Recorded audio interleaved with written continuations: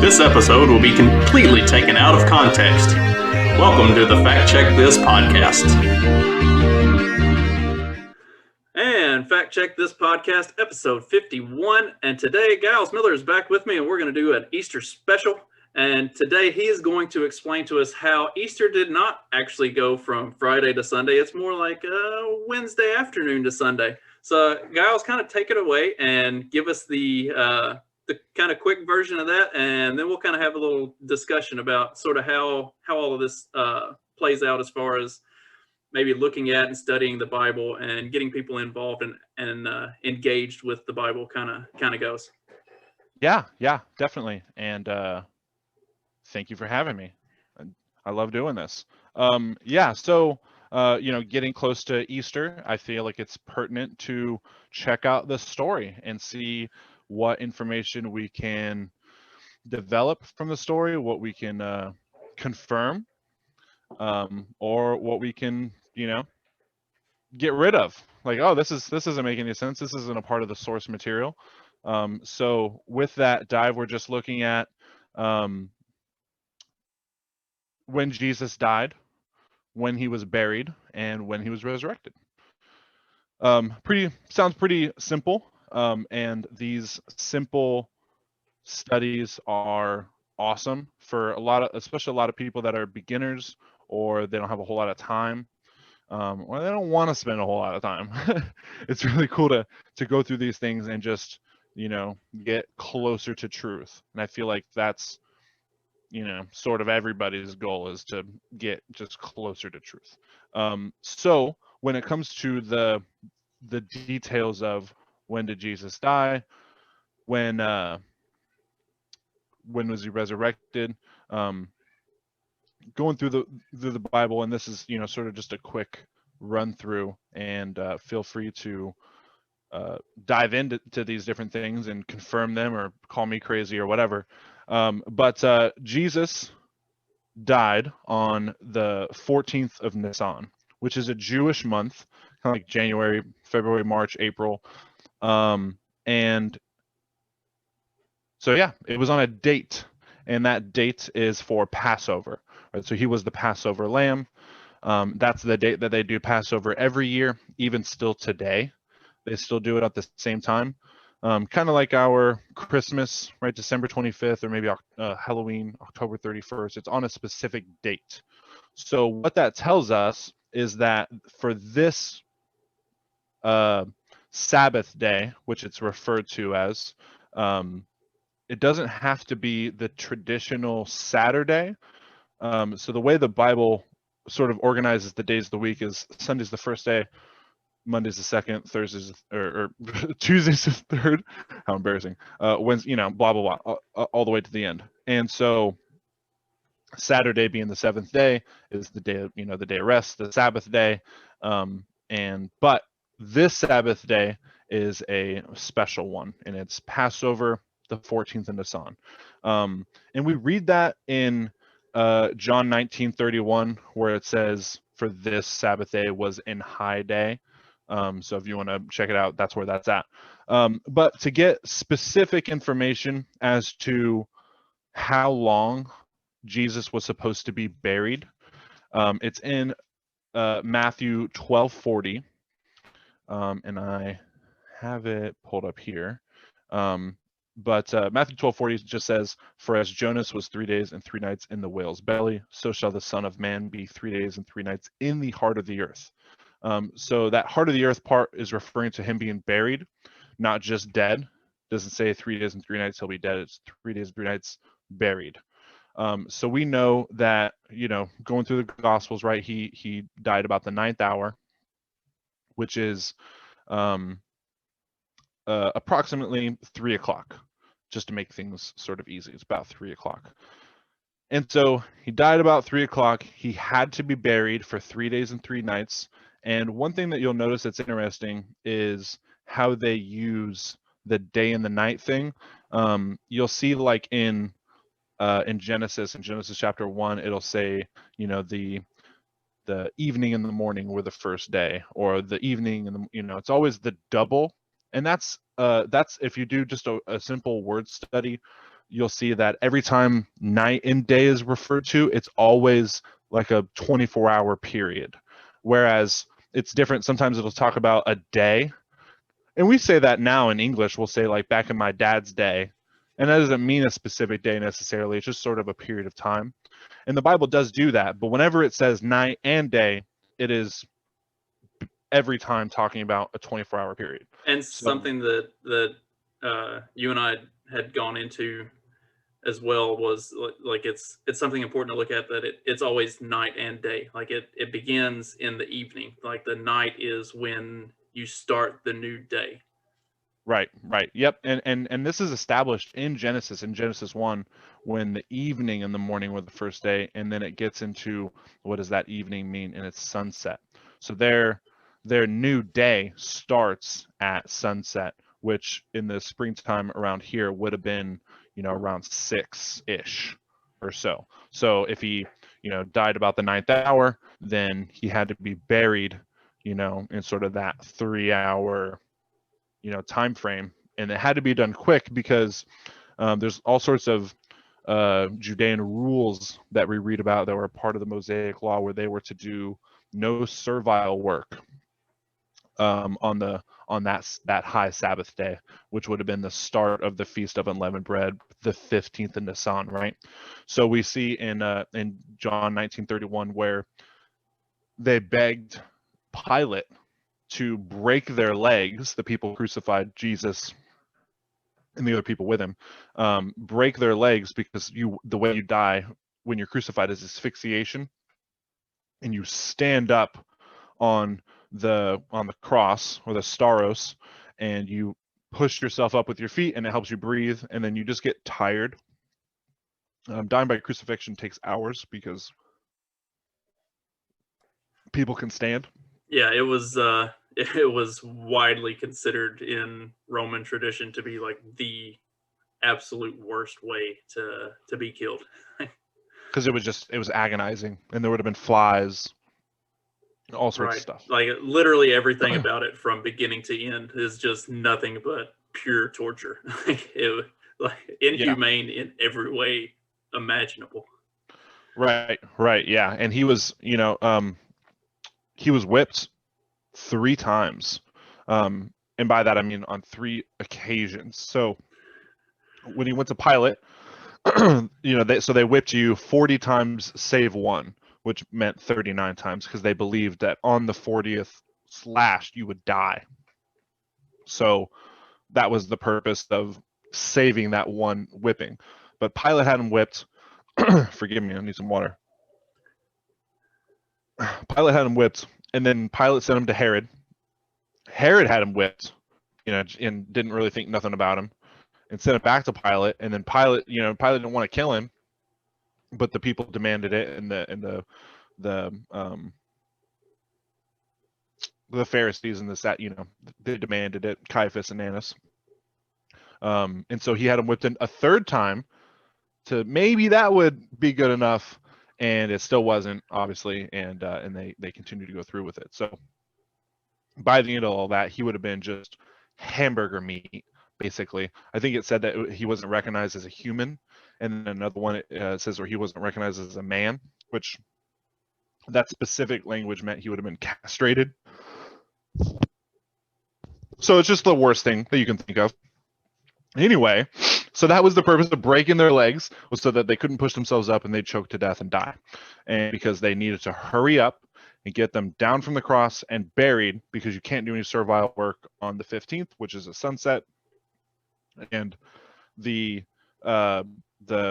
place where he would have been buried wasn't next door to Golgotha, where they were crucified. So getting him down, getting him on some sort of buggy chariot thing, taking him to the burial place and getting that done took time. So that's why they wanted to hurry up.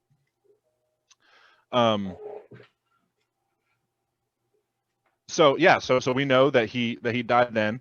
And another thing that's interesting is this had to be a complete legal death, in terms of the Jewish culture, because there could be no ambiguity as to whether or not he was dead, right? So Jesus would have had to been dead between 3 and 6 and buried between 3 and 6, and he had to be there for 3 days and 3 nights. So just basic math, 3 days and 3 nights. We can't get Friday between 3 and 6 p.m. to Sunday so early it was still dark, is when the Marys went to visit the tomb, right? And when they got there, he was already gone. They didn't get there, and he was still there. He was already gone, right? So we just basically read, just to do something real simple, read Matthew 12:40 to see how long Jesus was to be dead, and then read the first like 5 verses of the last chapter of each of the 4 Gospels, Matthew, Mark, Luke, and John, and you'll see what it says. It says, I have Mark pulled up right here. Mark 16, I think, is how many chapters? Yeah, 16. And it says, and when the Sabbath was past, Mary Magdalene, Mary, the mother of James, and Salome had brought sweet spices that they might come to anoint him. And very early in the morning, the first day of the week, again, that's our Sunday, they came unto the sepulchre at the rising of the sun. And they said among themselves, who shall roll away the stone from the door of the sepulchre? And when they looked, they saw that the stone was already rolled away, for it was very great. And entering into the sepulchre, they saw a young man sitting on the right side, clothed in a long white garment, and they were affrighted. He said unto them, be not afraid, ye seek Jesus of Nazareth, which was crucified. He is risen, he is not here. Behold the place where they laid him. So what we learn when we read these couple verses on the last chapter of each thing was not that he rose that day, but that was the day that they went to his tomb to visit him, and he was already gone. And so if he was already gone in the morning, then we just basically need to look back one day to the previous evening, which would have been Saturday between 3 and 6. And then, we can see that would have been when he was resurrected. And then 3 days and 3 nights before would have been Wednesday between 3 and 6 p.m. And Sunday when they went to visit him, to bring him the spices and whatnot. Or, to help go through the grieving process, I'm sure. He was already gone. And I feel like most people don't know that. They don't know that it doesn't say that he rose the first day of the week or that he rose on Sunday or anything like that.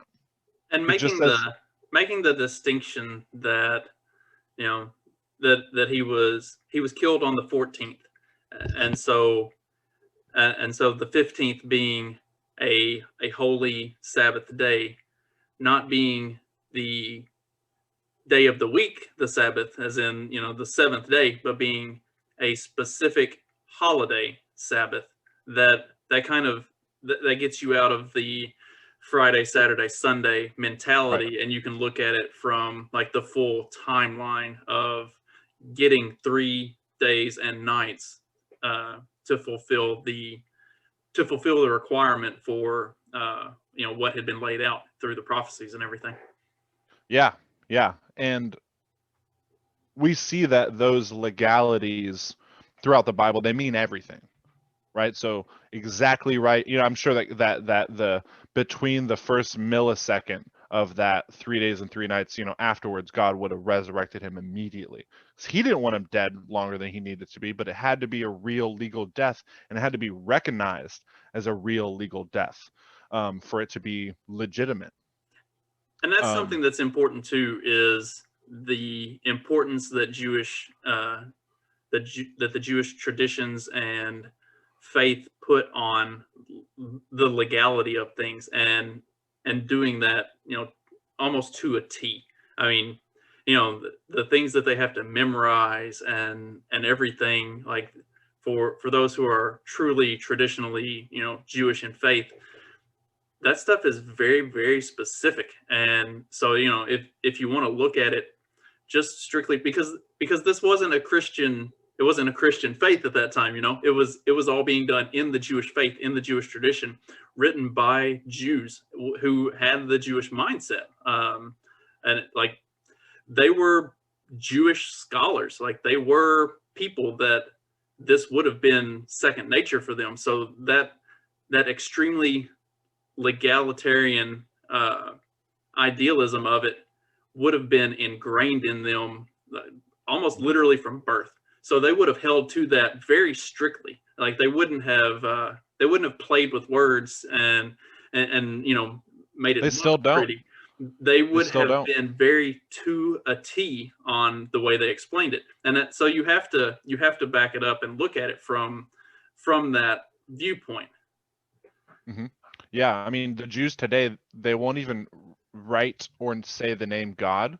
They'll do like G-D, or they won't say it at all unless they're quoting the Torah or the writings of the prophets. They won't even do it because they believe that they're blaspheming by using God's, title haphazardly, which is what they consider it. And that's because, if you look at the Old Testament, every time the Jewish people obeyed what God, what God had instructed, they were a blessed people.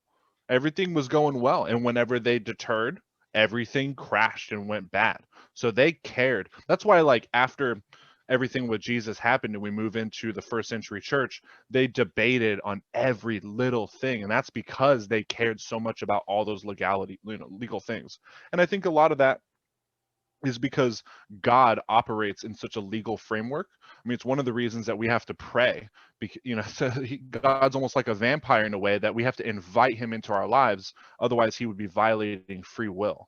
Whenever he interferes into something, and he can't do that, because if he does, then free will doesn't exist, right? And so yeah, these little things matter. And just as sort of a legal process of our condemnation with Adam blowing it in the garden in Genesis, it took a very structured legal way for it to be redeemed, so for salvation to come back, or for mediation to occur again, with Jesus being the mediator. Everything had to fit, sort of exactly, and that way there could be no dispute. Everything that, if God be perfect, right, that means that everything that he does has to be airtight. And this is such a blessing in my mind, because this shows us that it is airtight. I have heard casually from people, excuse me one second. I've heard casually from people from time to time, Friday to Sunday doesn't really make a lot of sense, but they didn't have a real good understanding of records or dates or anything, which is honestly kind of offensive. They're brilliant people. The stuff that's written down and the stuff they're able to figure out was not something done by a bunch of cavemen, that is often sort of comically described. Yeah, These were all super brilliant people that were and awesome at record keeping. I think for like the kind of the truncated version of this, I think we've kind of covered that very well. Well, like I'm going to just totally plug this because it'll be posted separately, but we did a longer, more in-depth look at this and went through an actual study of it and stuff. And like that's something that we talked about during that, is like the way they kept records and stuff in that time was extremely detailed. So like to pretend that they were just like these moronic savages is absolutely asinine. Like it's completely devoid of the truth of history. Like uh Right.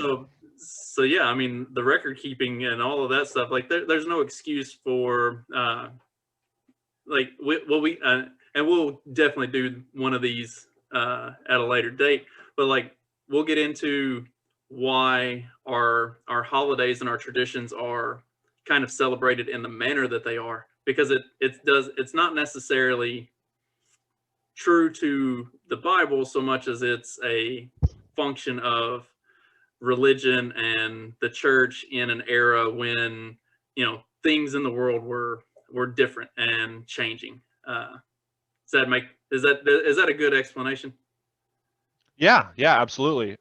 And I think that it's just, I know this is such a simple thing, and we cover it in the longer version, but to the degree that we get things right, we're blessed. just like the Jews were. And to the degree we get things wrong, we're not. And it's not because God doesn't want to. It's, if you mishandle a gun and it's not going to fire, right? If you do your job incorrectly, if you're at a register and you don't, charge somebody's bill up correctly, then it's not going to be right, right? So the details matter. They matter in the Bible just as they matter in every other aspect of our lives. And the more that we get things to be cohesive and to work, the more we're blessed, right? The more well put together your car is, the better it's going to run. And that same principle applies here. So getting this little thing right and getting into the practice of just looking into these subjects, taking a couple minutes and just reading, what does it say? Like I said, if all in all, we're talking about, what, like a page of reading, maybe like 8 paragraphs total, Yeah, to it's a have very short a piece. solid Like, understanding. yeah, for as important as it is a very short piece. Like it's a quick, easy read, and there's a lot of content there that tends to get glossed over. Like for as short as it is, it still gets glossed over. And it will continue, and that's why it's, when it talks about keepers of the faith and the faithful remnant and stuff like that, it's talking about the people that look at this stuff and care, Definitely. versus the people that don't. And we will, because we care, we will have another conversation about this again sometime here in the future. And in the meantime, I would invite everybody to be sure to check out the full-length version of this, because we get into a lot more depth on this topic specifically, and we also trail off into some other biblical topics towards the end and kind of look at how things tie together. Like the whole long version conversation of this was even better than what this is. So if you like this little like preview, more or less, you should definitely check out the full length breakdown, because it is definitely more in depth and more analytical, and also like there's a lot more content with that I think people will get a lot of value out of. So, Giles, thanks again for coming on and joining me, and we will definitely be doing this again, because I like talking about this stuff. Yeah, for sure. All right. Yeah, thank you. All right. You have a good one, and everybody else listening, y'all have a good one as well.